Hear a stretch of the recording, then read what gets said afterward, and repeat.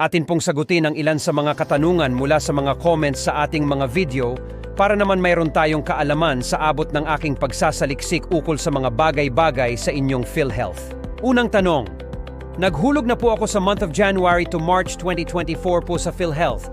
Makaka-avail po ba ako sa zero billing sa hospital po?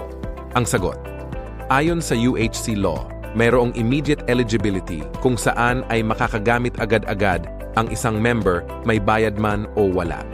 Pero kung ang gusto nyo po ay yung walang balanced billing or zero billing, dapat sa ward accommodation o ward na kwarto nakalagay ang pasyente. Ito yung may mga kasamang ibang pasyente sa loob ng isang kwarto, kaya hindi po nakadepende sa hulog ang zero billing. Ang tanong, sa chemo at radiation po ba may extend ang 45 days? Sana masagot po. Ang sagot, hindi po pinalawak ang 45 days para sa chemo at radiation therapy.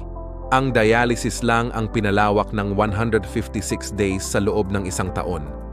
Ito ay para mas lalong matugunan ang halos 3 sessions ng isang pasyente sa loob ng isang linggo. Ang tanong, 2019 pa po huling nagamit ang aking PhilHealth. Ngayon 2024 gusto ko ulit bayaran para magamit sa panganganak. Magkano po ang aking babayaran?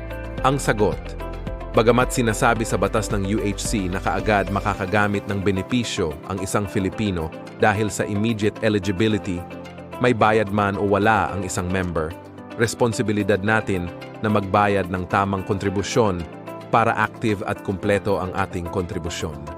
Simula November 2019, kailangang magbayad ng buwanang kontribusyon hanggang sa kasalukuyang buwan upang maging active at kumpleto ang bayad. Agad ding magagamit ang PhilHealth sa iyong panganganak. Paalala lamang na dapat sa isang accredited na facility mangganganak.